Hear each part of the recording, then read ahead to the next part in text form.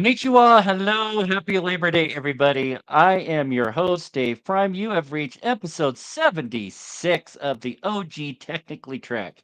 And filling in for the alien Captain Katie this week, over there on my right is Travis, the president of the UFP. How are you doing, my friend? I am doing well. I'm doing wonderful. It's the first day of September. Oh, good Here in the grief. US, we're celebrating, in a sense, Labor Day, which is Labor Day is the like the unofficial ending of summertime for us transitioning into autumn, then into fall and stuff. So, we getting ready to get into the period where the hot weather is gonna be gone, and a lot of people are thrilled about the warm, crisp weather that's coming our way and stuff, which I can say after a while, you want the change of weather. Yeah. Or as they say in another franchise, winter is coming. Wow, Uh, but absolutely. but yeah, it's almost like here in the springs, it's like they just flip the off switch because it's going to be like in the 70s and low 80s for the foreseeable future, which I am low key grateful for. Saying the new studios here, technically Trek, it's still a slight work in progress because life gets in the way, and oh boy, life got in the way yesterday. I don't know if I want to share about it on screen or not, but needless to say, I nearly lost my shit because someone threw away a can of twisted tea in the garbage in the foyer out here, and I was just like, yeah, this is not a frat house. This is a sober house. And I mean, Yeah. I was out doing picking up a customer, and I came straight home. I just had an armful of UAs that I just pounded on the doors. Get the fuck out here! What the is this going on? This what? And I I think I put the fear of God in everybody. You that house manager, so you have to show The your authority. authoritative figure. Yeah, you got to be like the captain of the house and stuff Oh, because yeah. setting standards is your responsibility.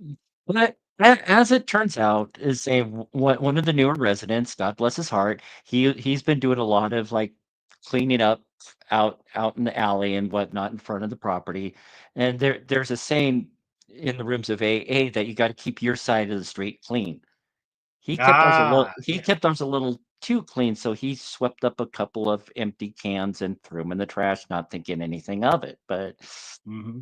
yeah, that would be bad if we had a surprise inspection and they say, "What's this in the garbage?" Say we could Uh-oh. all yeah, that's like, yeah. Uh-oh. So it's like, yeah, in the Yeah. future, you see something like that, throw it in the dumpster out on the street, then no one sees it, no one knows it, everything's fine, everything's good, everything is great. Do have a house meeting to go to tonight, say, but some of them are at AA meetings right now, so Okay. but Yeah. but Yeah. yeah, say, but I'm thinking You, this you, might you know this something? I was gonna say today is September 1st, correct? mhm, correct. So to you and anybody who's listening and who will be listening to this and stuff, and the people in chat, I see Sixer Mhm. and Mala, thank you and welcome Oh, and stuff. Happy Labor Day to all and everything.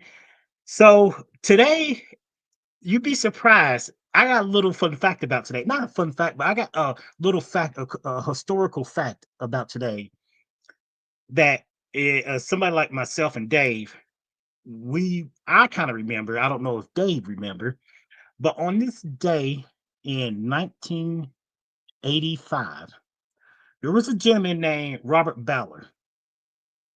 Robert Ballard discovered the Titanic remain in the North Atlantic. After mhm. decades and nobody couldn't find the Titanic, he found the Titanic. And I remember as a kid, it was broadcast on the news, and I was just about I was probably 6. I was around 6 because my birthday's in October. So I was about 6 or something like that. And I kind of remember seeing on the news that the Titanic was found because I remember there was a movie called Raise the Titanic. Mhm. And that was an interesting movie called Raise the Titanic. But this year marked 40 years. 40 years that the Titanic was found in 1985. And she looked a lot different than what it looks now, because of course the corrosion and the rusticles and everything else and stuff. But and it's one of those things where the ship looks so different. It kind of looked cleaner than it did 40 years ago, because Mhm. hey, because of the the sea, the ocean and stuff like that, so it's crumbling in on itself and stuff. But one thing I learned too, not to get too off subject and stuff, but Robert Ballard expedition was funded by the United States Navy.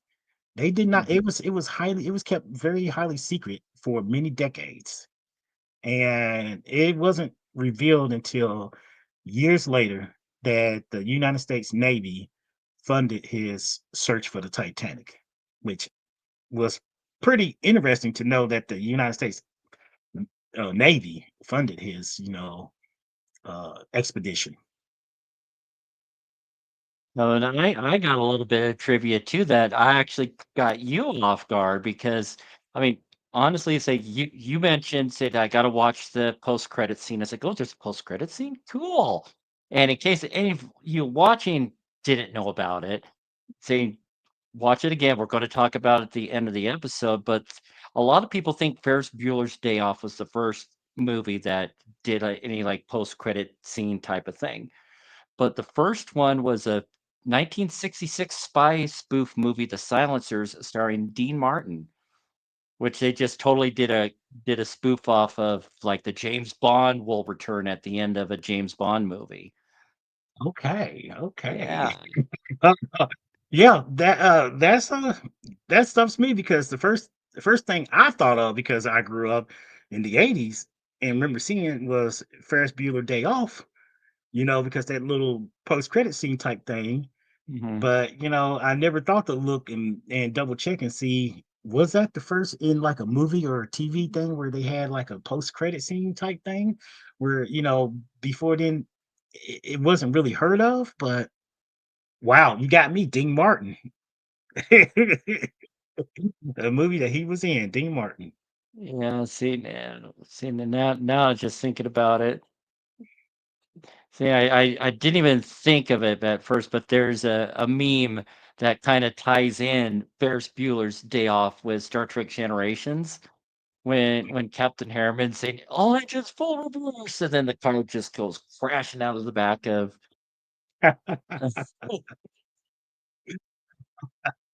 Yeah, okay, Yeah, see yeah, if I can absolutely. find that. And the answer Sixers question, no, I have not. I have had again chaotic week, still trying to get all this stuff all straightened up, but I do plan on watching them all, I promise. It's But same with me too, Sixer. I've been a little busy and stuff and everything. I've been trying to do my best to get caught up on, the Defiant and stuff and everything, which I still really enjoy watching the first episode. yeah, same. But two big things, of course. The first big thing, big shout out to one of my partners, Dubby Energy Drinks. They have a lot of great flavors for you to choose from, including I have to look again. I think they are starting to sunset Grandpa's Denture Water, so I want to try and jump on that flavor before it gets discontinued. But yeah, they got a lot of other great flavors. It's kinda catered more towards gamers, but they do help streamers as well, such as Technically Trek. So anyone that goes to w.gg and uses the discount code TechTrek, TEKTREK, you do get 10% off any non-bundled order.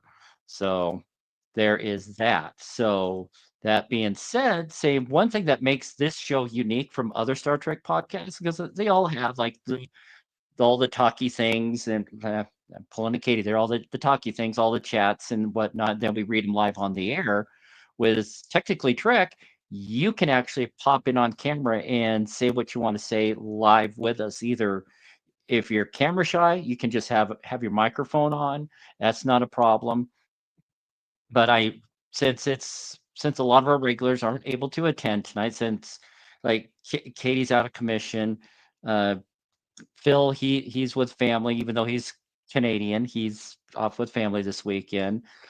and Tyson's doing some volunteer work. So we have 8 open slots available for you to pop on. And but we do at least have one Canadian in the chat. We do have the Lady Mala. So hello, my dear.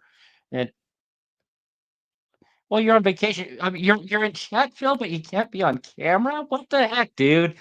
So you just pop in for a minute to say hi if you can. But Phil. I love Phil. yeah, we all love Phil. I've known Phil for well over 2 decades. Let's say we go back to yeah, over 20, I want to say closer to 25 years, so at least late 98, 99, maybe even sooner than that. But Oh wow. Okay. yeah, so yeah, he and I have known each other for a while. We have yet to meet in person, hopefully one day soon. Absolutely. But but yeah, so pop on in if you're camera shy, or like I said, if you just feel comfortable doing the chat is fine. So with Quickly, give us a like and thumbs up if you enjoy our segment each episode and stuff that we talk about. We got 2 more episodes, right, Dave, for Strange New correct. Worlds. And then we're Then going we'll to be start back. going. I don't know if we'll do a hiatus for maybe a week. I don't know yet, but we're going to jump right back into talking about the Berman era episodes, and I'm thinking I'm going to stick with what we were going to do before we started doing Strange New Worlds and talk about characters in the Star Trek franchise, and we kind of had to put Tom and B'Elanna on the back burner. So I think we're going to talk about Tom and B'Elanna on there. Okay. Might we did do a Dax episode a while back. We might talk about Dax, but maybe if we get lucky and might get a certain person that played Dax come in on the show. Say Hopefully, a special guest in the Kay's worked future. her magic. She knows people that knows people. So fingers crossed.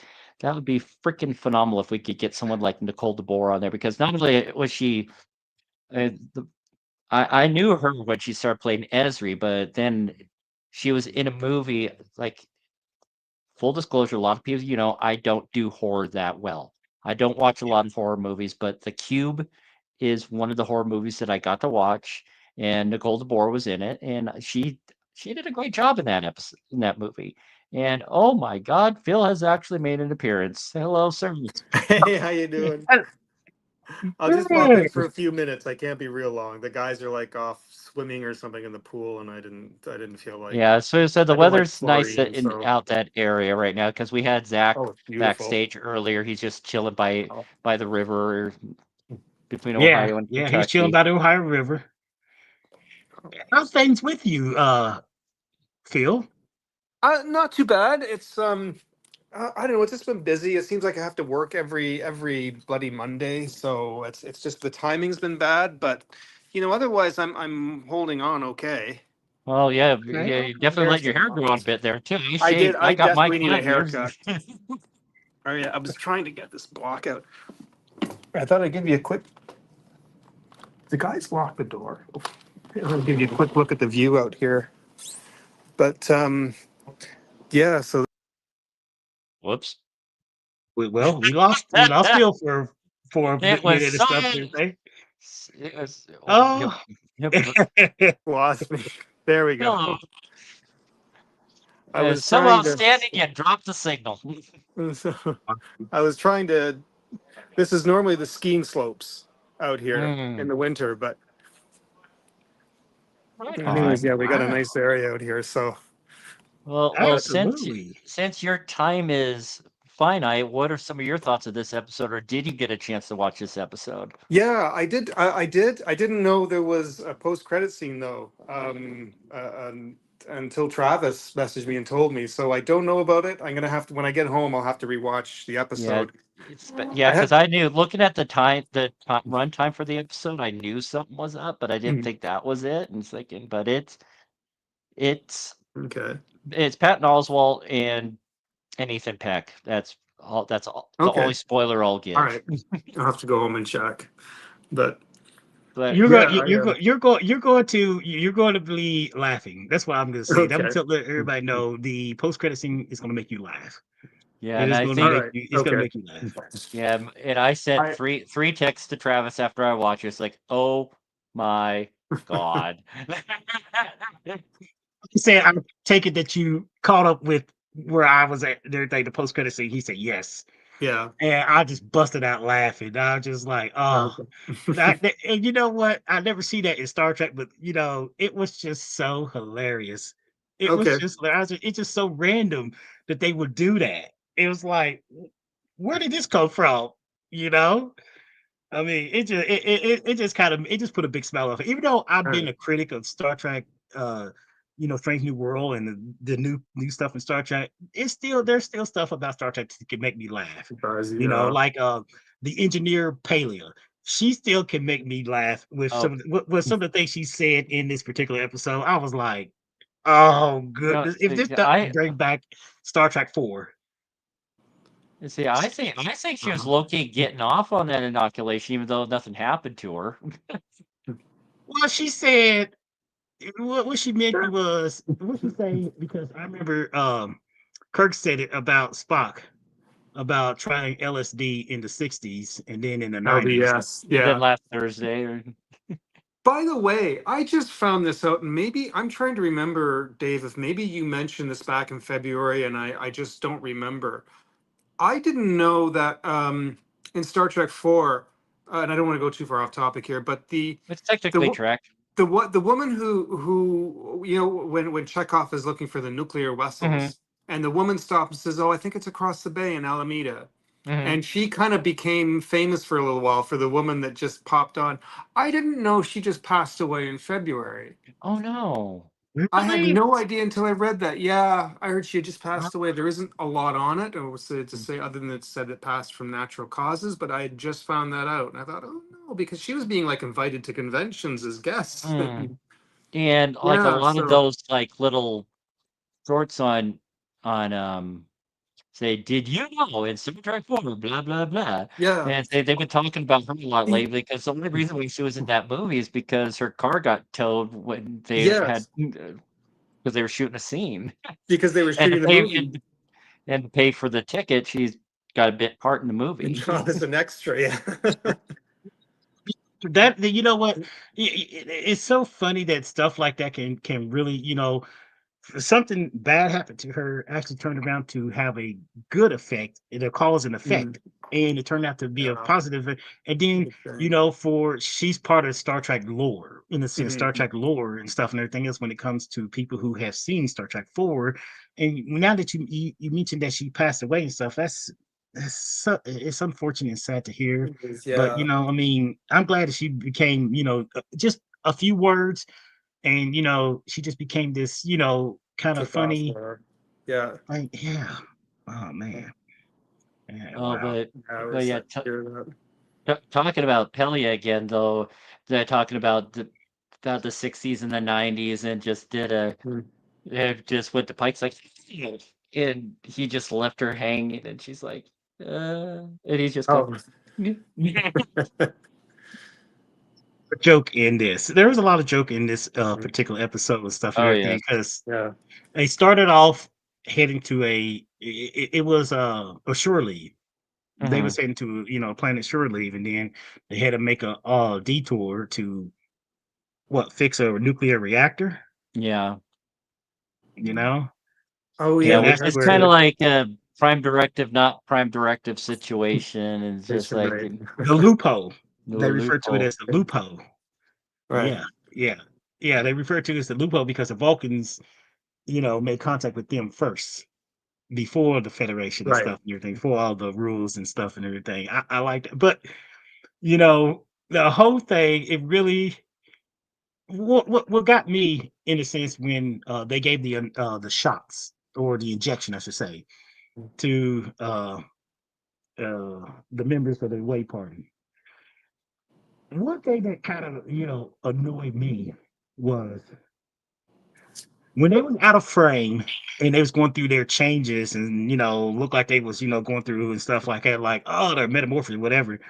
And then all of a sudden you see the camera started panning and going side to side and everything else. I expect their ears to change, eyebrows, yeah, but their hairstyle, I'm like, That was how my thought quickly, too. like, Perfectly. Like I was just like, come on, how powerful is this injection to do your Yeah. hair up like Vulcans and stuff? I'm like, what kind of injections are y'all intaking and stuff to make y'all look like to be like Vulcans and stuff? And I was just like, oh, I just kind of gave it like, really? I mean, I can understand they keep the hair, but like the ears or something, but like, Yeah. really? That's kind of my like little niche I had about this particular episode. I Was had like, I had some mixed feelings on this episode. There was definitely some fun moments in that, but I Yeah. did overall have kind of mixed feelings on this one. So I tell probably us wouldn't say it's tell up us there as real a quick. favorite, but what's that? Go ahead and tell us real quick why we got you on here. Just I thought. So I know it was like I know some people are going to grumble because it's another humor-based episode. Hmm. So I know some people are going to Mhm. probably grumble about that. I had the same thing as you. I thought the same thing. What kind of serum did they take that it actually does your hair for you? Apparently as well. Some of them I'm not sure if I didn't. I know they're supposed to be Vulcans, but whoever the actor that plays Pike, Anson Mount. he played it very almost robotically. I thought Vulcans aren't Yes. robots. He was just too stiff and rigid about it. I thought I was a bit agree. odd. So some of the yeah, I also thought the whole episode was going to be about them posing as Vulcans down on the planet and what was going Yeah, to be not. involved there. But the fact they were done and came back and it was, I don't know. I kind of was hoping it'd be more about what goes on in this other world with other aliens, and that was kind of Yeah, even Una was like, Also, "You're done already?" He's like, "What the heck?" He was like, "Before opening credits."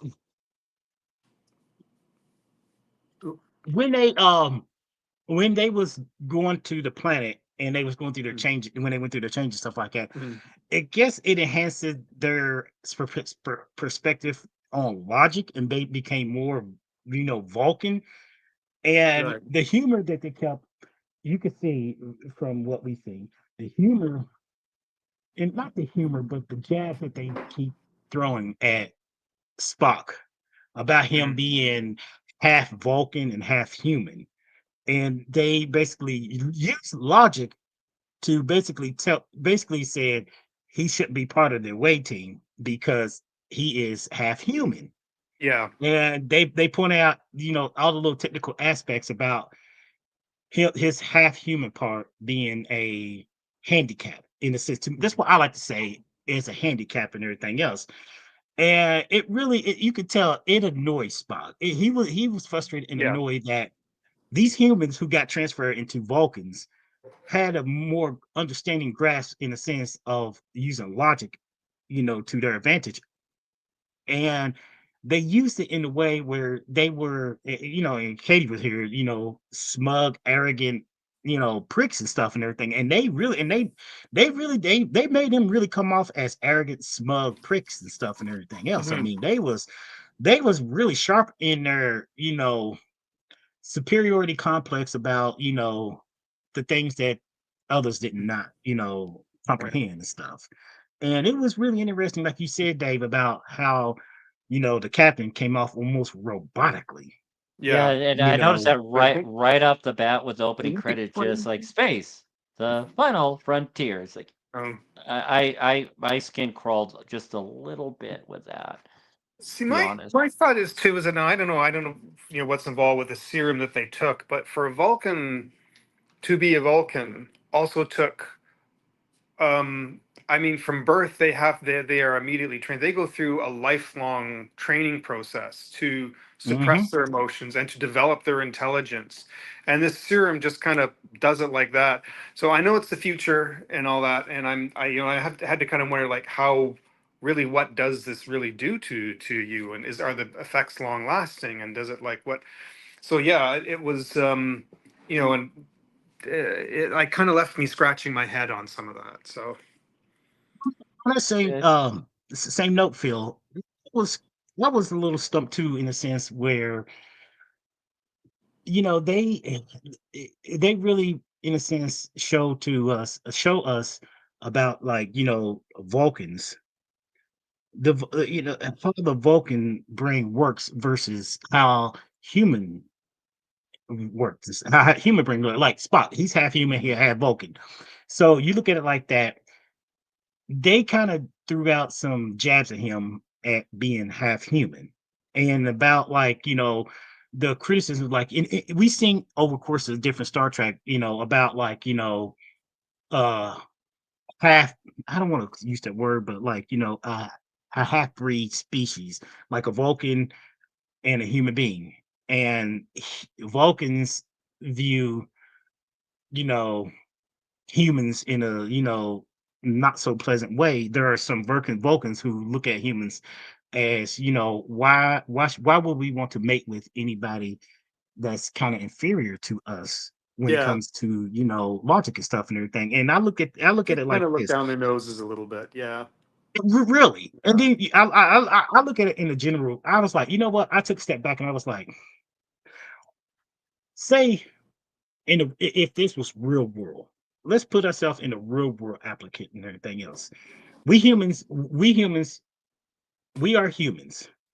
We don't have another species on this planet in the sense of like humanoid species that you know uh we get along, or space, or just like the Greys, if they talk about the Greys and stuff and everything. I may have to When interrupt. I it think the guys are just coming back. I'm going to keep watching though for a little while, but I'm going to have to go because they're going to come through and just coming in from the pool. But I'll keep watching. I want okay, to hear the rest of what you got to say. So, okay, Thanks well, for thank you for popping stopping in, by, Phil. Phil. Thank you. so yeah, it was nice to um step in for a little bit. and you be safe and take care. I will. All right. Bye for now. Goodbye. What I was saying, like, you I look in the real world aspect. I You think know, There we go. are you there, Dave? I'm still here. I think Phil's still here. Oh, okay. Oh, maybe not. He's not. As a, Well, yeah, but no, Mala brought up a good point. Just the humans being rather off is because there's just the lack of emotional suppressive training. So I mean, exactly. but Exactly. that's definitely something that I want to touch base on. But I'll let you go first. Well, I was just looking at it like this. You know how they kind of pointed out to Spock about his being a half human and half Vulcan and stuff and everything else. That's there are people who in this world, especially here in the United States, and I'm not trying to get too off track and everything stuff, but we have people who are different skin colors. Mhm. We're all human beings. We can mate with each other and stuff and everything, but we have different skin colors. You know, there are people who come from different cultures, different skin colors and stuff, and you know, they are the product of, biracial or multiracial and stuff. And people have found themselves in the crosshair of being, ostracized for being, you know, biracial or multiracial. And it just reminded me of like a real world aspect of what Spock is going through, or he has been through. Because you remember, was it the last episode or the episode before, he mentioned that when he was a young kid, he had a friend, but somewhere down the line, his friend um, could not play with him because he was half human. Yeah, I think it was the slot who ate its tail. I think was that episode. And that just comes back to brings back to the whole thing too, that I could see that it's like there's a little thing they keep bringing that there was something about Spock being half human and stuff, especially in this particular episode, that they really make, and you could tell it really bothers Spock, even though he brushed it off, but he pretended that it did not. He did not. He did not mind it, but yet he did mind it. Mm, That's the human part. Yes, Mo. Absolutely. absolutely.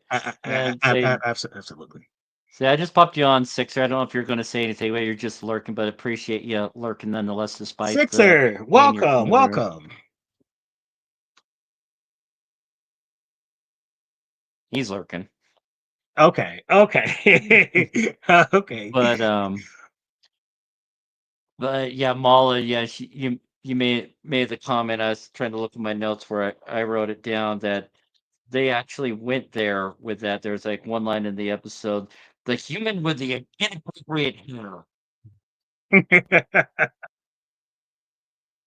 Oh, yeah, yeah, and like I said, this was a very comedic and fun Mm. type of, in a sense, not fun, but some people may look at it and be like, it was too comedic for Star Trek in certain ways and stuff and everything. I see where they was going with this Mhm. to kind of lighten, because there's two more episodes before we get a heavy dark episode coming along. Well, there's only But 2 left, so yeah. And we don't know what the season finale is going to be, and how, if it's going to, next episode is going to be a heavy dark episode, or it's going to be a light-hearted episode, because some yeah, of the episodes, yeah, you know looking at the screen images, the screen grabs, yeah, it's not gonna be a lighthearted yeah. episode, it's gonna be dark. Okay, so we transitioning from light and everything, but let's talk about the individuals that were transformed by this serum. Was it a serum or injection? Yeah, it was the same serum that turned Spock back to being Vulcan from when he got turned human earlier on in the series. I think, yeah, it was Okay. last year when, yeah, he turned into a human from that, Oh, I remember that.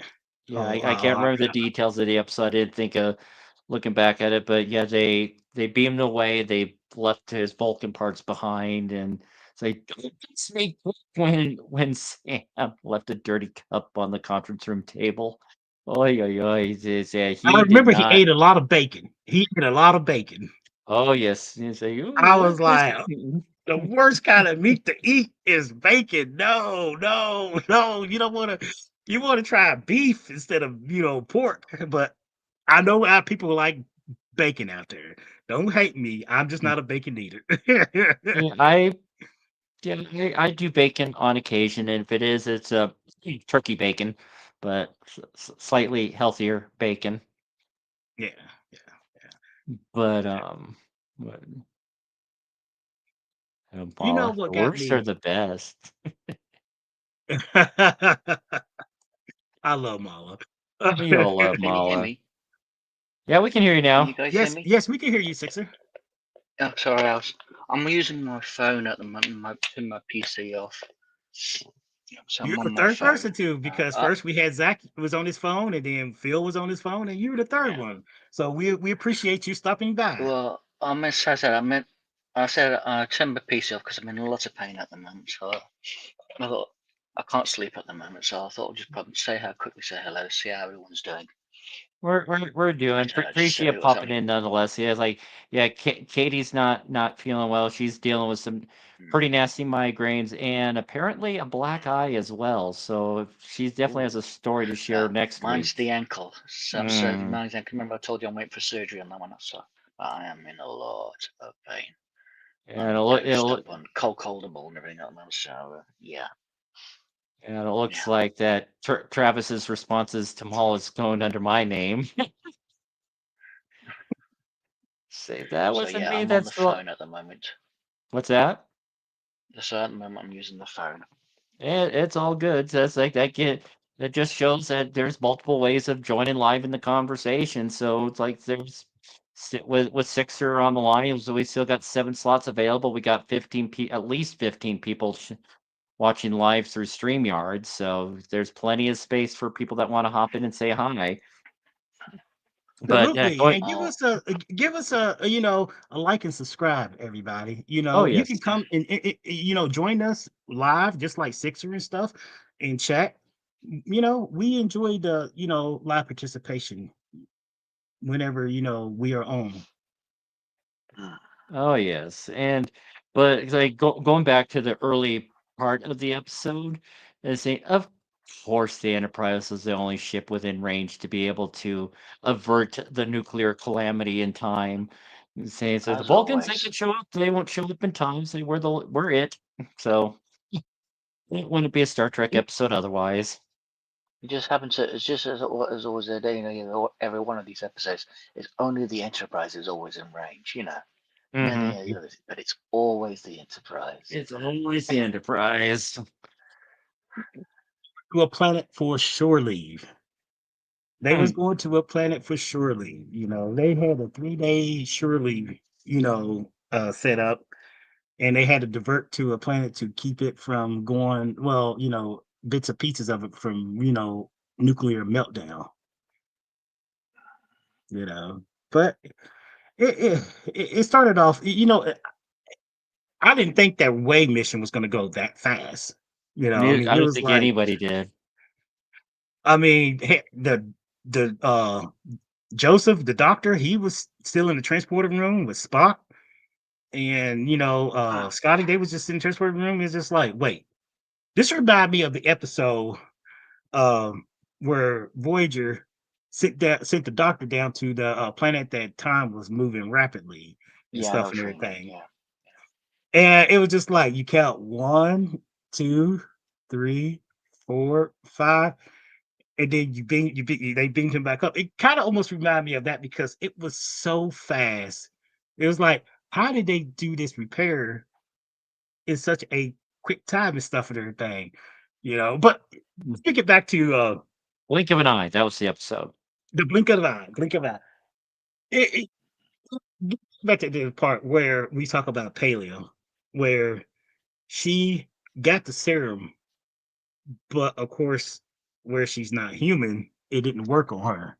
Hmm. You know, and it was funny to watch her just Yeah. looking at everybody crawling on the floor and stuff and everything.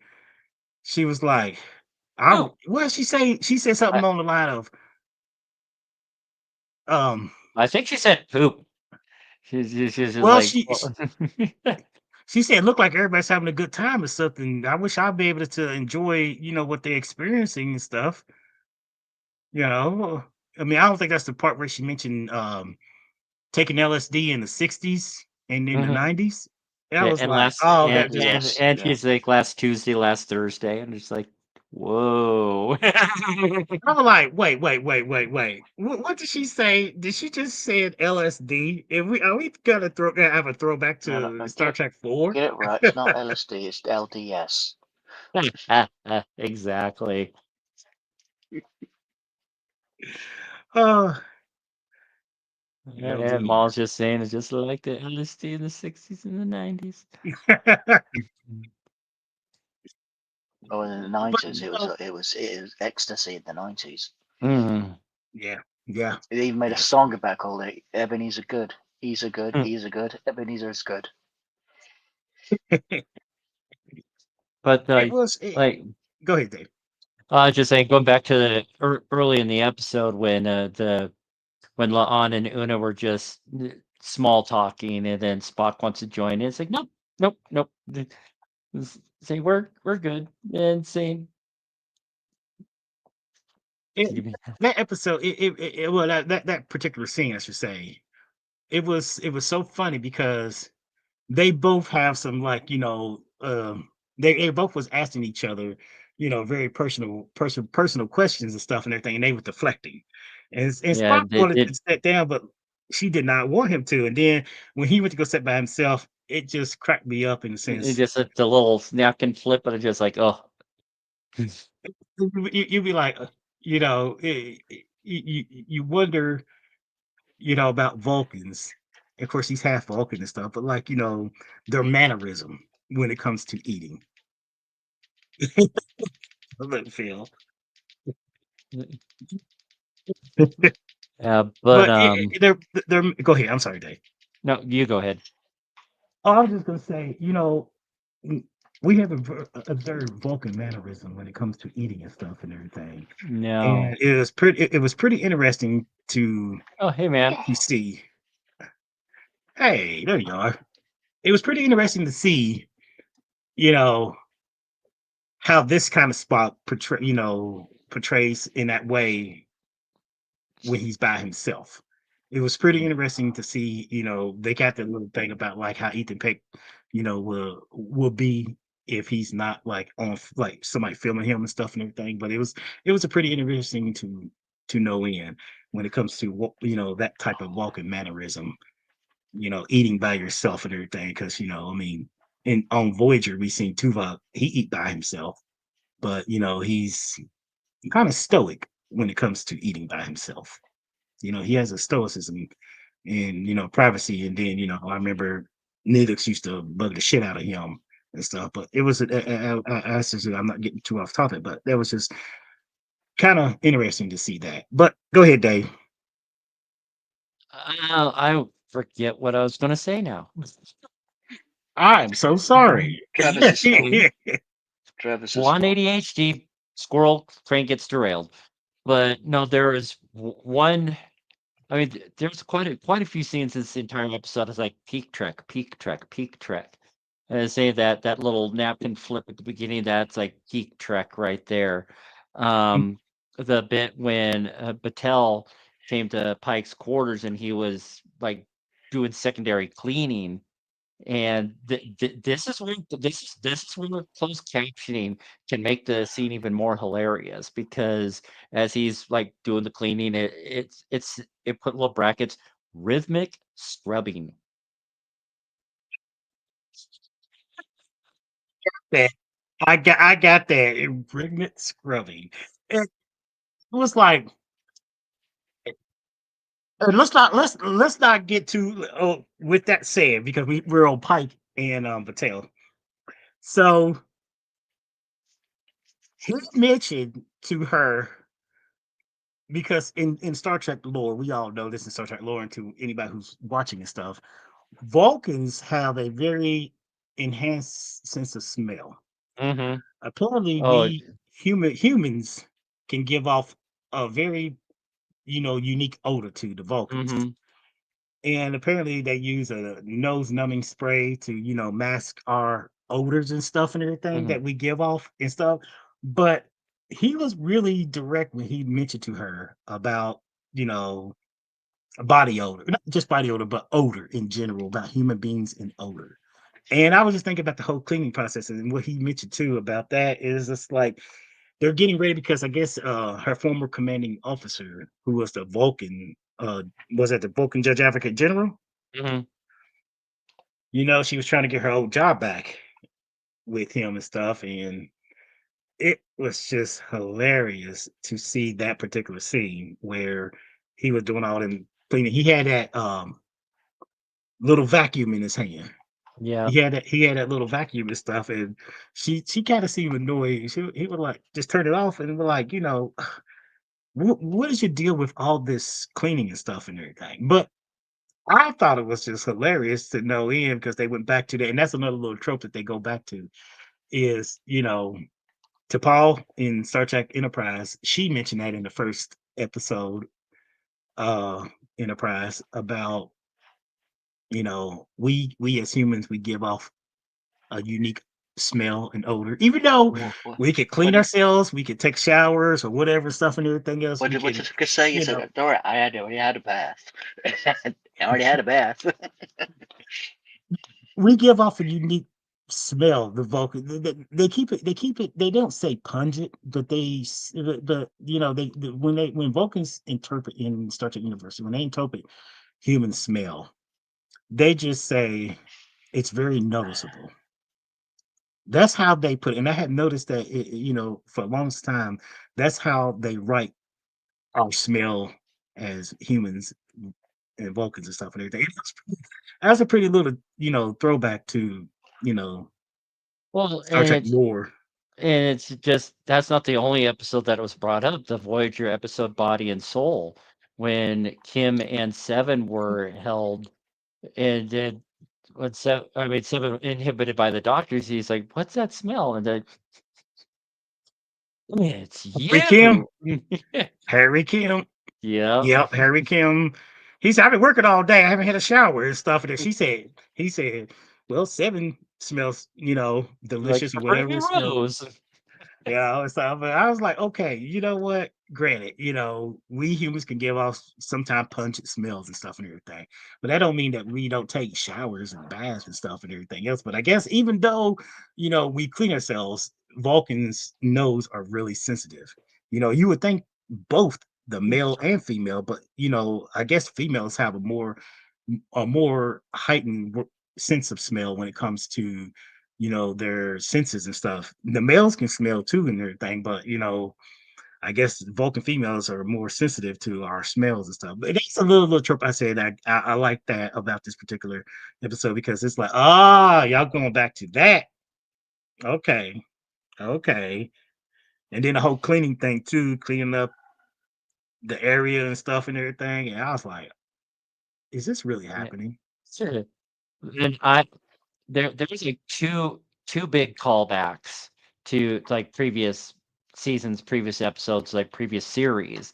Is that the first one is saying when Chapel she's doing all this multitasking in the science lab and all that, and she's like eye protection, and then there's an explosion.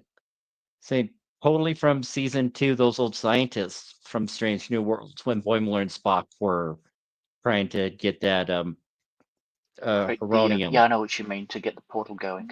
Yeah, to get the portal, Okay. the field for the portal again, Type just of eye protection, then explosion. That's goofy smile when after that pun saying, "Do you feel lucky, Boomler?" Boomler. And that is goofy smile at the end. But I must admit, even that freaked me out. Yeah, but then there was later on in that episode they're talking about the changing the rotation every 42 minutes with 5 minute Was break, crazy. but with 5 minute break intervals. 42 plus 5 is 47. There's your 47 reference for that episode. Okay, Yeah, I okay. That want 47. something. Come on, Dave. Hey. Okay. You've lost me. But another big thing that I picked up on, which may rear its ugly head later on, either the last two episodes of this season or next season, is when out of the four crew members that transform into Vulcans, La'an had the worst reaction because all her augment ideologies and beliefs is just like she wanted war. She wanted to have one alien, the Orions fighting the Tholians and the The Tholians and all that, just Klingons. like in yeah, She she turned and into the Khan, didn't Klingons. she? What's that? She turned into Khan. Well, she's a descendant of Khan. I know she's a descendant of Khan, but I say she turned into Khan. Yeah, she went all Khan. She was starting to exhibit those homicidal tendencies. Yeah, And saying, yeah. She started thinking very militaristically when it comes to her changing into Vulcan because um Vulcans learn, as we talked about, with Phil. Vulcans, in a sense, they learn early to try to suppress their emotions because we know that a Vulcan without suppressed emotions can be very dangerous. They Mm. can, not a passionate Vulcan, but a Vulcan who basically loses their, ability to keep their emotions in check. We've seen that in season two. Yes. We've seen that in season two of Star Trek uh, Voyager when one of the crew members killed another crew member, and Tuvok tried to find out why, and the doctor basically turned off his emotional suppressant, and then Tuvok literally almost went homicidal. He wanted to kill and stuff and everything. Should have, And wouldn't it? the Vulcans, by Vincent definition, should have have. a very hostile trait with their emotional being and stuff and everything.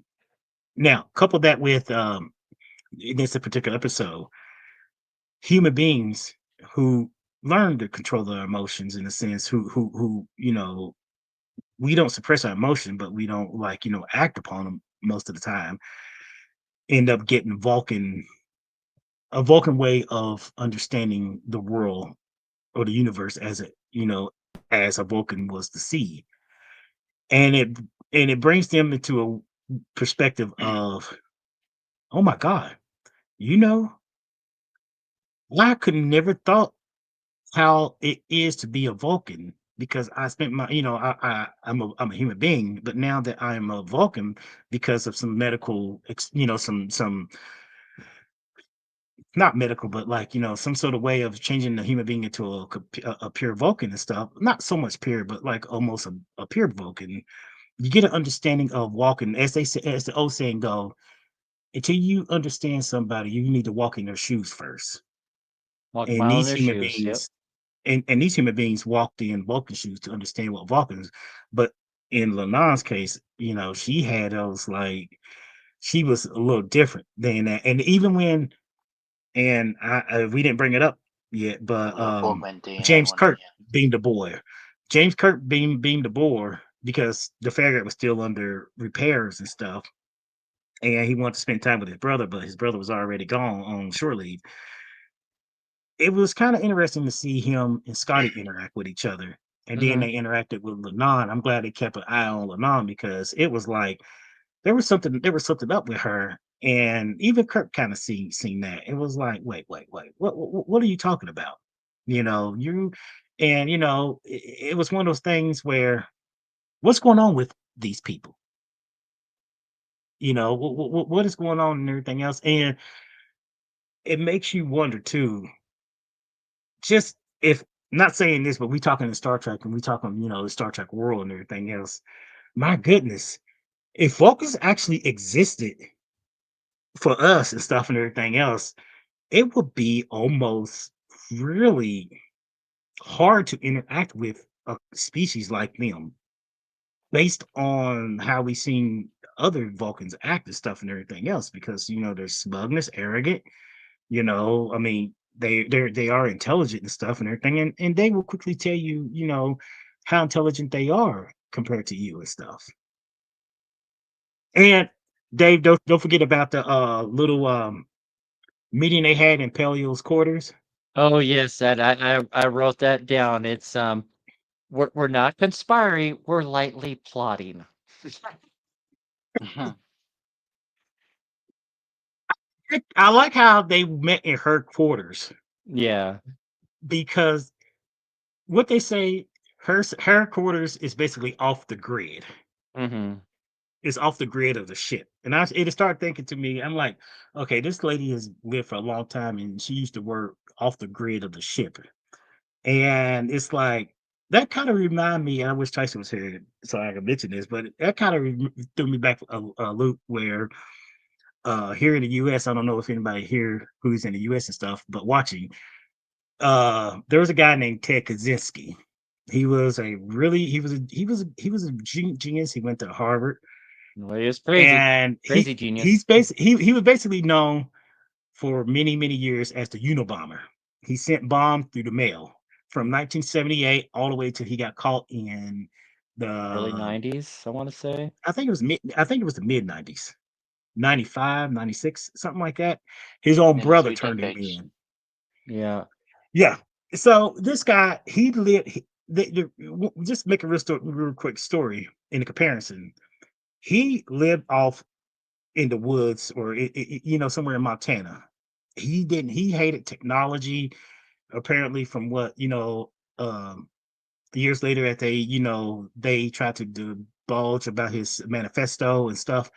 He had an anti-technology way about him. He lived off grid. He was a recluse and stuff and everything else, but he was a genius. He was very smart and stuff like that. But he spent many years and sending bombs all over the U.S. through the mail and stuff and everything. Some people got hurt and some people did die, but they finally caught up with him because of his brother and stuff. That kind of reminded me. I was like, you know what? When she mentioned off grid, it just threw me back to like, oh my goodness. The first time I ever heard of that term of technology, that term stuff was Ted Kaczynski, the Unabomber. And that just threw me. I'm like, I could see her being something not that mental way, but her wanting to keep her privacy very private Yeah, and like they not being part of the grid that we used to. yeah, April the 3rd, 1996 in Lincoln, Montana. So it's kind of way up there in the continent. It's just due east of Missoula, kind of in between Missoula and Great Falls, equidistant And you way. will know that because that's where you're familiar with that part of our country and stuff and everything. So Well, yeah, it was a nice. I remember. not only that, Google's an amazing thing too. So The amazing wonder of the World Wide Web. You But know, yeah, I mean, if you want off the grid, Central Montana, I mean, hello, Bozeman, Montana, that's where First Contact initiated in Star Trek. So, but that's a little further southwest of there. Hey guys, I'm gonna have to drop out, guys. You take care. You two, Sixer, take alrighty, care. you take care and be safe, Sixer. Thank you for Cheers, joining us Yeah, for the sleep. time being. Try and get some sleep. Yes, Try. my friend. Take care, bye. Right. Take care. But yeah, so there's definitely that, and a couple of the other B plots. I think out of we talked about La'an not taking the Vulcan transition very well. Uhura was the one that just essentially winged it the best. I mean, she even though she was very logical and stuff, she freaking mind melded with Beta, which Erica did not take that well at all. No, no. She called it brainwashing. She Yes, called it brainwashing because I guess I say you in the beginning. brainwashed him like a brainwashed him like a Vulcan lapdog is her exact words. That's her exact words. Brainwash him like a Vulcan lapdog. It's like, okay, Yeah, but if whoever's a lapdog is more compliant. I I was like, oh wow, this episode got some funny little little liners in there and stuff and everything. But it's like I noticed something that was something different about him after they was in uh I don't want to call it a bar, but what is that place called Well, on it the was the bar. It was there. it was a bar. Okay. It was the 23rd century 10 forward. Okay, when they was in there, you could tell, he was himself. But then, whenever they, cut to a different scene and stuff like that, and then they brought him back for another scene, you could tell there was something really odd about him. Yeah, First thing I said, oh, she done mind meld with him. That's the first thing I said because he didn't sound right. I was yeah, like, that just didn't sound right. yeah. And But I'm it's thinking, just like first of that. all, They're drinking in unison. It's just like, oh, something ain't right there.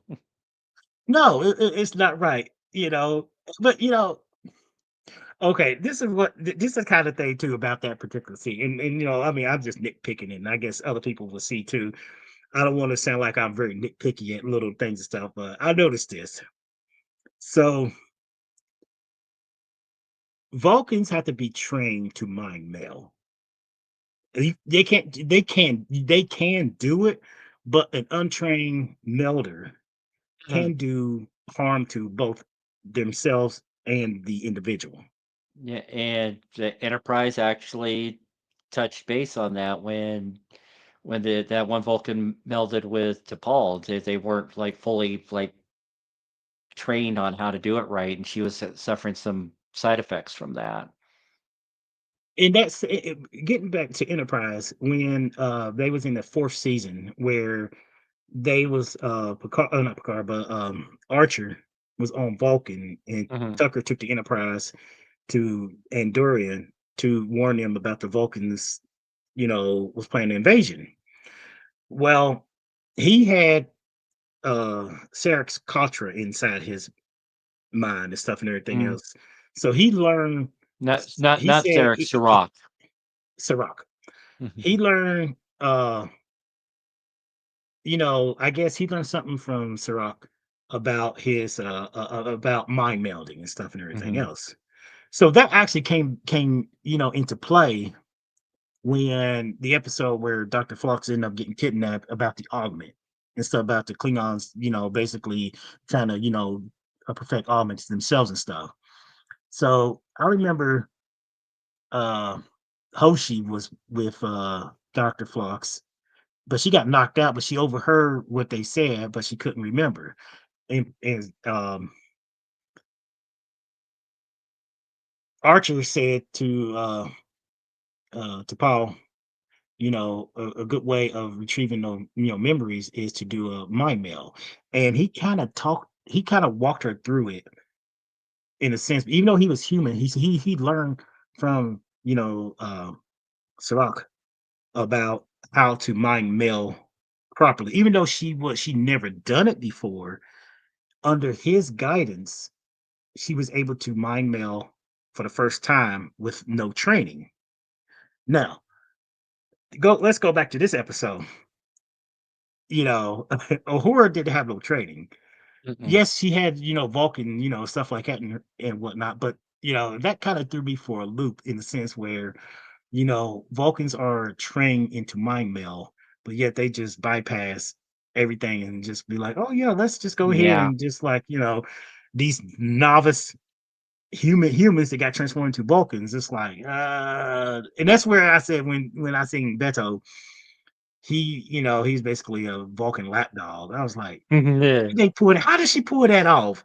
She has no training in, I mean, she's a communication expert and stuff and everything, Mhm. but just because you get turned into a Vulcan doesn't mean that you actually understand, the Vulcan way, especially the mind meld. But just me throwing out the little trope. I know others probably Yeah. will, disagree with me and stuff like that. Fine. I appreciate that and everything. But that's just another little thing that I was like, kind of like roll my eyes like, whatever. Just But yeah, oh, but even though they didn't really like talk about it, but Doug, say Patton Oswalt, I mean he does a great job as a Vulcan, but I mean he is definitely the atypical Vulcan from everybody else in that episode, and pretty much the only other Vulcan that had the same mannerisms as he does would would be Spock's brother Sybok. I mean, he's got the full range of emotion. He doesn't suppress his emotions. I mean, he is just like it oogling and just if the camera was any closer, he'd be drooling over Una as soon as they appeared. And then there's another tie-in with Voyager, that episode that Live Fast and Prosper, when they were trying to track down Gomer and say one of his wives say, you after Gomer, aren't you? It's like, no, I have a husband. And grabs Tuvok. Janeway grabs Tuvok. So kind of like the same thing with Una and Spock in this episode. set Spock up. She didn't even prepare her. She said, just go with it. And Oh she yeah, just it's like literally that Tuvok wasn't prepared for what Janeway came up with. It was just like seat in the pants. Vulcans do not improvise and stuff. It's No. like they're not. Of course, they basically they tell the truth and everything, but like to improvise to come up with something randomly off script and stuff and everything, it's not for them and stuff because you saw how shocked in a sense Spock was when she said, he's married to me, this is my husband, and for the longest time they went on with the lie. Mhm. And then, eventually he basically, Doug Yeah, Doug just basically said, sniffed it out. She's like, "You're not married." yeah, yeah. And once him and Spock sit down and talk and stuff, you were like, wait, you are a different Vulcan. Your sister name is Sarah? Because I guess he said his parents was fascinated by Human names. human names. So we got you got this Vulcan who has a name, Doug. And it was pretty funny watching him and Spot because Spot wanted to know about the Contra. And he wanted, to understand. And you could see in a sense you could see in, from Spot when he asked him, you being half human gives me a way of experiencing what I have always wanted to understand about humans and stuff and everything else. Can you teach me, about your half human part? I understand the Vulcan part, but like the human part because he was fascinated by the about a human part and everything. And just watching them interact. Whoever didn't see this episode, who not seen the episode and stuff, and who's watching, go back and watch it. It is pretty interesting to see them to interact, Patton Oswalt and Ethan Peck, um, talking to each other when about being human. And this is the Vulcan that was interested. He wasn't like because Spock faces prejudice among people, but this is the one of the first Vulcans for him. An adult Vulcan who never showed prejudice. He actually was wanting to know more about his human side and stuff and everything else. And you could tell that Spock was like, Okay, I get it. But he didn't show it like the way we would see it and everything else. But it's like, he would teach him what he knows about being human and stuff. And it was just like, because they was taking jabs at him earlier in the episode Oh about him yeah, being that. absolutely. And it definitely shows that uncomfortability of like Spock being like half human. Here's like these four people, they've been Vulcan for 5 minutes and they're more Vulcan than he's been his entire life. Oh my goodness. And I mean, and they use like logic to score, I don't want to call it a point over, but like they use logic in a way that Spock didn't even think about. Like, technically that's logical. I mean, he didn't even think about that and stuff. But Spock kind of seemed a little defeated, and I was like, oh boy, they really went out all out with taking jabs at him being Mm. you know uh mixed race Yeah. in a sense. But Spock has a big lurpa.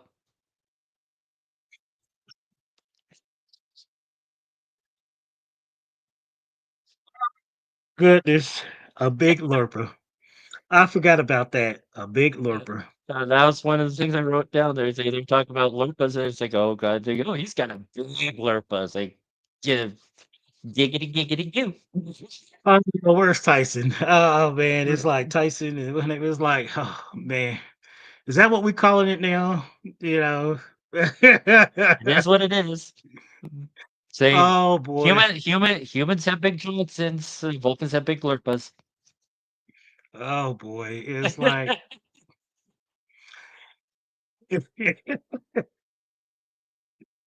I love I love it. I love the innuendo. Mm. The come up with the innuendo and stuff and everything. It's like, wait, where do you? Oh, okay, I get it.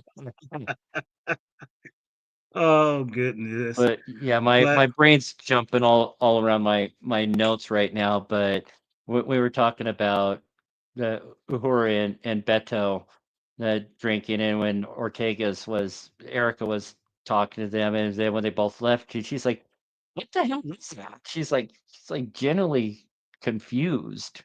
I don't think it clicked right away that they may have mind melded, no, but. she was actually stumped. You could tell she was like, "What the hell?" I mean, she was just like, I'm like, "Come on, Erica, you fly a starship. Mm, Come on, you got to be quicker on that." I mean, the way your brother's acting, and he's sitting next to a Vulcan, she mm. mind melded with him to fit him in her mold of image and stuff and everything else. It's like, I guess you could say there were some irks about Beto that Uhura had before she became a Vulcan. And when she became a Vulcan, she was like, I'm a Vulcan now. I think I can fix those little irks that annoyed her. Even though she as a human, she didn't. She just kind of looked over it and it was just like, come on now. See, we're starting to run out of things to talk about, guys. So if you're feeling bold enough to click that link to join the live conversation, please don't hesitate to do so. We'd love to hear from you. Love to get your 2 cents. But Absolutely. one thing I gotta say, we see cetacean ops in live action for the first time ever in Star Trek. We've seen it in Lower Notice Deck. that. We saw it in Lower Decks. That's animated, but this is like first live action cetacean ops in the Trek franchise.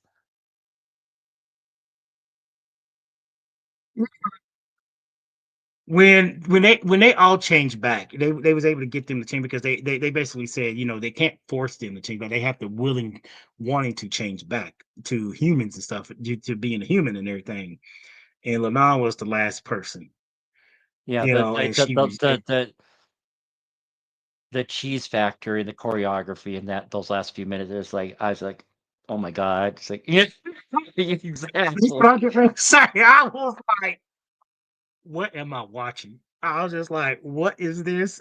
What? I'm just like, is this really happening? I'm like, I know they danced. I mean, they practiced dancing, but really they. I mean, anybody who watched this episode seen that particular scene. You may like it, and stuff like, oh, that's cute and everything else and stuff. But you just kind of, I mean, from my perspective, I'm sitting there like, kind of, you know, cringing like, ugh, like they could have done something other than the dance routine, the fighting type dance choreography. Well, Like, I mean, the choreography was cheesy. The cinematography was on point because 1 minute they're in cetacean ops, then they're on the bridge, and then as they're moving along, this like bam, they're in different part of the ship. Bam, bad say damn, bam, and then ah, they circle back to cetacean ops when things started to settle down. let's not get for this before we get into like kind of to the end where Scotty and Kirk, Yeah, I the get whole that. thing. It, it was kind of funny, the Scotty and Kirk thing, where she threatened to kill him. She threatened to kill Scotty. Mm-hmm. Yes, Yeah, so and you're right, Mala. But but the way the setup was real, but of course the fact that Scotty left Kirk out of the loop and Kirk got a right across the chin there. It's just like you say you didn't know that you were doing, did you? But the fact that before that scene when the two of them were walking the hall trying to figure out what to deal with La'an, another little pretty trying to think of the word foreshadowing for what happens in the original series is like Scotty's apprehensions towards poltergeists. oh my goodness, Wolf in the oh Fold. oh my It's goodness, I like, forgot about that.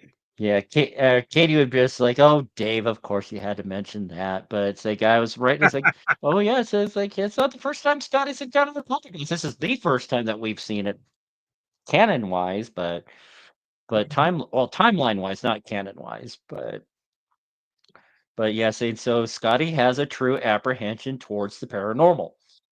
Yeah, very, very much so. Very, very, very much that you know, he comes from Scotland, and Scotland has Yeah, a very superstition culture about them and stuff, and the yeah, it's Scottish people just and like everything, and say um, a certain next generation episode comes to mind. ha, ha, ha, I know what you mean. Oh, I know say what you poor mean. Hugo, he's missing out on his ghostly giggity going on with that episode. Yeah, it's funny, Scotty. I don't know how he did it, but when she asked about how to about what was it, the warp core? Yep. What was it? She asked about the warp. Thank you. I was blanking on the name. I'll appreciate it. She would Sub Rosa. she asked about the warp core. When she went to hit the button, she got the hell shocked out of her. Oh, I saw that coming a mile away. And say as soon as she started to go, she's gonna get shocked. That's Mhm. Oh boy, I mean, he really laid it to her when I was like, I hope it wasn't a big shock. Well, I mean, it was something enough to knock her out. not to knock her out, but when they showed panned out the camera, she was twitching on the floor a little bit while she was unconscious, so she definitely got a nice jolt to her system. But unfortunately, though, we didn't get to see the transformation back. So I guess A, it gave enough time for the post credit scene, but B also got to give a lot of resolution to the episode. There's one bit that I wrote on here. Um, and La'an was sitting with Una. So it just kind of went full circle since La'an and Una started off the episode with drinks. They ended the episode with drinks. And she's saying, sorry for almost starting a war, blah, blah, blah. And and Una's like, well, and I think she also apologized for hitting Kirk and say, "Well, don't let it happen again unless Kirk deserves it." Yes, and you saw him and Scotty sitting at the bar, Yeah, and he's kind of nursing his wounds. It's like you didn't go to with a see me to glass of get that scotch. fixed. Yeah, I'm saying it's like I And think it kind of foreshadowed that he was like Kirk is taking a liking to Scotty. Scotty. Yeah, Yeah. because like I said, It, it, like I said, Enterprise was the first starship that he was chief engineer. So they're laying the seeds. yeah. Yeah, yeah, yeah. They are laying the seeds and stuff, and I mean, we got some of the characters that we know of, but like some of these characters are like new characters, but like we got a Chekhov, most likely Chekhov. Somebody gonna play Chekhov come along, and then number 40. Probably not for a while. I think Chekhov is still a little too young to be be on a starship just Was yet. yeah, he was kind of young, and during that time, you could say, yeah, yeah. You think Scotty's taking place of Carol there, Mala?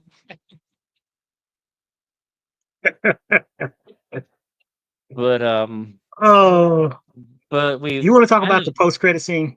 well before we do that, we figured out why La'an and Spock are starting to get awkward. Socks. That's right. And I wrote my exact words. The oddness between La'an and Spock are socks. Socks. It's like really. Yeah, what's that sock? Was that socks in her drawer?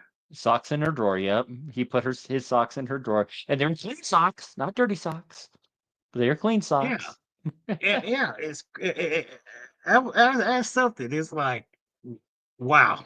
She admitted why socks. Mm. That they kind of separate because that Okay, is an okay. in that is a really interesting theory there, Mala. That is. It's That like, is. Thank you, Mala. Okay. mm, Oh wow. Man, that's something to think about. yes, Wow. but yeah, that stuff at the end of the credits with Spock and Doug, that was cringeworthy yet hilarious at the same time. I want to say. Well, so the first joke started out. Did you write that down? The first joke. I did not, unfortunately, because I was laughing and groaning so hard at it, and I was hungry, and I had to cook food, and If anybody, I mean, I'm gonna go by this, but the one part that really got us, I'm gonna mention that here in a moment. You know, they talked about presents day. That was the thing. He was talking about birthday presents. mhm. Oh yeah, And he was saying and about the cake. birthday, about presents and stuff and cakes and stuff. He was like, Doug was just surprised about they really do that. Is that what humans really do? And Spock was like, yes, indeed. Candles, cake, stuff like that, presents. And Doug was just shocked about that. And then the next setup to the next, you know, not joke, but you know, I guess Spock's observation about human beings. And this is to make everybody laugh. I don't know if spoilers, put that update, spoiler alert, Well, post credit scene, spoiler alert. at this point, anyone's like spoilers. It's. I mean, if they haven't watched So it by now, then they eh, can eh, stop. They can stop. If you don't want to hear anything, stop right now. Come back to us after you've watched those end credits. Spock pointed his finger at Doug and told Doug, Pull pull my my finger. finger. And Doug said, what for? Or did he say what for? I think so. Yeah. He said what for or something. And then when Doug pulled his finger, Spock said, And then you flatulate. yes. I fell out laughing. I fell out laughing. The way he robotically said, pull my finger to Doug, and Doug pulled his finger. Then he said, "You flatulate now." I was like, I was like, what? I was like, I was like, if just for the sake of argument, if Vulcans were real, what will a Vulcan flatulation will sound like? I think that I thought I was well, like, what will a Klingon flatulation sound like? What will a I would say Cardassian that or Romulan? the well, a Klingon flatulated probably sounds like a freaking trombone. See, a Vulcan and a Romulan, oh, clarinet. I don't know. I mean, it's like you just it started going through my head when I heard that. I was like, you know what? A Vulcan flatulates. Okay, that will actually be hilarious to actually hear. To actually hear it and stuff and everything else, and for them to even actually, when he said flatulate or flatulation and whatever, Mm. for a moment I thought Doug was going to say, "What is that?" I almost thought he was gonna say, "What is that?" I really thought he was gonna say that, but then, he didn't go that way. I thought, and stuff because when that set up of that like line, I was like, "Is he know what he's gonna say?" He didn't. And I was like, and I guess Doug knew what it meant, but it was still fun. It was just still funny and stuff and everything. I thought I thought it was hilarious because that had me rolling and stuff and everything. Let me ask you this: do Breen flatulate? Do they fart? Oh Because if man, they and their if refrigeration they suits. exactly, do they is there like a what is it, provitic vent that kind of like releases the gas? Because I mean, if they break wind in one of those suits, they're going to knock themselves out. I was thinking, speaking of that thing, I was thinking, So we be talking about alien farts on this episode. Anything goes with technically trapped. was goes to us do well. We know Borg wouldn't because they don't eat sustenance food like Hmm. what biological creatures do and stuff. But the question is, these aliens in the Star Trek, universe and stuff, do their flatulence smell? Mm. And if it did, their, their digestive tract, Hmm. that digestive tract, it wouldn't be similar to human beings and stuff and everything else. It's like, you can hear it, but do they, emit, aromas, smells and Hmm. stuff and everything else? It's like, each species are different and stuff like that. Like a Vulcan, they're similar to humans, but they're different, and stuff. It's like I just sit here just thinking, all the species that we could think about in Star Trek and stuff, it's like, flatulations. Hmm. It's like, oh my goodness. What would be the funniest sound coming from one of the species that we would crack up the most? And then I'm scared. I can't think of anything about like the Vulcans, Klingons, or Ferengis. You know, to me, it would be so funny hearing them because of the of what we know about their culture and stuff and everything else. And we know Klingon, they get drunk, they belch loud and stuff. But the term flatulation has never really been ever said in Star Trek. I have never heard of flatulations in Star Trek whatsoever and stuff, especially among alien species. Hmm. I've never heard it until this particular end credit scene about the joke about pull my finger. Why would I want to do that? And he pulled his finger. You flatulate or something like. Yeah. Oh, but yes, that is absolutely funny about that and everything. They went on to say, I forgot the other little jokes that, well, Well, not jokes, but the other little things. Spock was trying to teach Doug to use contractions. Yes, watching that particular, It is illogical. It's illogical. It is. and he was struggling. It was so funny to see him struggling to try to use contractions and stuff and everything. Because, you know, Was that a dig the on only other, Data? Maybe a little. Just exactly. This is what I was thinking. I was coach. like, wait. And we have heard Data, kind of use a contraction and stuff. There have been times that people go like, oh, he used a contraction, but his basic programming was he used proper grammar. Hmm. He used proper grammar into talk and stuff. The fart monster.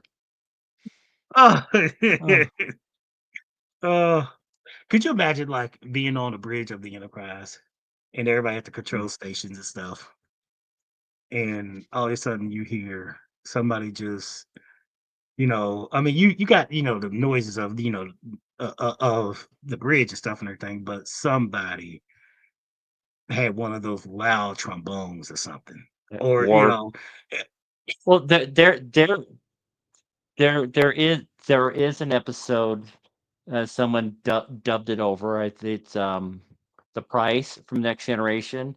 The end of that episode when Troy stands up and she's getting her empathic abilities back after they escaped certain deaths, and she's just like r- she's putting her hand up, she's ripping it, and she's just like just fart after fart after fart after fart.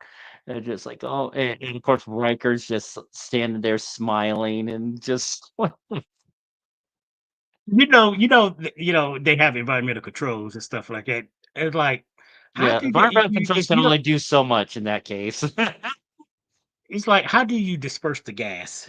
It's like, how do you how one on the bridge of the ship disperse the gas? Or better yet, let's think about No, this. no, it wasn't Price. That's the wrong episode. I'm blanking on the name of the episode all of a sudden. You go on. What I'm about gonna this? look it up really quick. Gloss for our Gloss. viewers. What about yes? That's the one. That's the one. Because I was like, I did that part it's right. close. What about this? You remember Harry and Seven and a doctor stuck in the Delta Flyer and Hmm. stuff and everything else? Imagine being stuck in a shuttlecraft, like the shuttlecraft with somebody else and stuff. Oh, And it's yeah. like, or a runabout or something. Of course, you could walk away. Runabout, you could walk away like to the back or something like that. But most people, yeah, most humans just let it go. Some people are more courteous, and they don't want to do it in front of somebody else and stuff, and then they'll walk away and whatnot, or they don't want nobody to know that they do it and stuff. But you know, having to work with somebody not on a bridge or ship, but like in the shuttle or shuttle pod or something in the close confined space, and you know, stuff just happened, just started ripping out. Wish Manu was with us right now, Manu and Tyson, to talk about this because they would actually go crazy about this particular subject and stuff and everything. I know we've been talking about it for just quite a bit, Mm. but it just makes you wonder in a closed and confined spaces and stuff and everything else. And you working with somebody in a close and confined space, especially if you're on a starship and stuff. It's like somebody's at the tactical station, and you just hear somebody just rip one. Do the people on the bridge acknowledge it, or just let it go and not make a joke, or just join in and somebody else rip one? I'm just throwing that out to everybody. Saying it was only a matter of time before this show ended up delving into fart jokes. So Was pretty funny. the The post credit scene was pretty funny, especially when it comes to the birthday. About the birthday cake and putting candles and opening presents, but then the fart thing really got threw me for a loop. Like, pull my finger. I was like, oh no, they're not going with this. They not really going. And then I swear, and I don't know if anybody else thought it, but I swear Spock was going to flatulate. I was wondering the I thought he same was going to. thing. I thought he was going to, but he actually said it. It was just an expression of saying it and everything else and stuff. It's like he's half human, but he don't understand, when somebody say that, there's something intend to happen and stuff, but apparently nothing happened. He just said it. And poor Doug, he looked so confused. He was like, "What? What is it?" But yeah. Yeah, insane. So next week we're the penultimate episode of season 3 is we're going to talk a terrarium, which is going to be an Ortegas heavy episode. Which the only premise is, if I get it pulled back up here again, or spoiler alert, Katie. Spoiler alert. Plug your ears if you're watching. Ortegas crash lands on a deadly toxic mood where the chances of survival are slim to none. She finds herself stranded and forced to challenge her mostly held beliefs in order to survive. So it's taken a little bit of time, but we're finally getting some good Ortegas episodes. And yeah, I don't know where. Wonder in the early of this season where we saw her staring out the window. Mm-hmm. I wonder if that's going to come back and play. I'm I think it's going to as well. Uh, But yeah, saying so. Yeah, say they seem to just push that under the rug. I mean, she's dealing with PTSD, and she gets called out on it on the bridge, and then they kind of just sweep it under the rug. Yeah. I would not be surprised if they revisit that, or at least with some of the stuff that plays along in her head while she's trying to survive on the planet there. But I want to end this on two fun notes. Saying I found that meme that I was talking about earlier.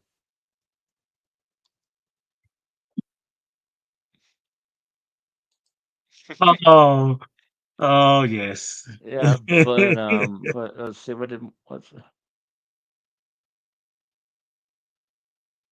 yeah, smart jokes will never not be funny. Yes, but Especially in the there's world of Star Trek. oh, absolutely, it's the last place you would expect a fart joke, but yeah, I don't think she's going to be going on any away missions in the near future after that one either. Well, but we'll find out next week. But there was this joke that I came that Corin Nemec from Stargate SG-1 posted on his Twitter a few weeks ago, or not a few weeks ago, but just a few days ago. And it actually kind of goes along the lines with my AA a little bit. Is saying that this mushroom walks into a bar, goes up to the bartender and orders a beer, and the bartender says, "Sorry, we don't serve your kind here." And he said, "What do you mean? I'm a fun guy." Uh, tickets are just a little delay going on there. Oh, you're cutting out there, man. You're cutting out for a second. Can you hear me? I can hear you now? Yes. Okay. Okay. Okay. What did Sorry, you say? I just said a delay there for a moment. I had to think about real quick what you said, and then I'm like, okay, I get it now. Yeah, yeah, I'm a fun guy. Marla's Fun laughing guy. too. Yeah. Saying I gotta take care of some quick business and say got a house meeting to get ready for. So until next week, everybody, may Spock be with you. See you next week.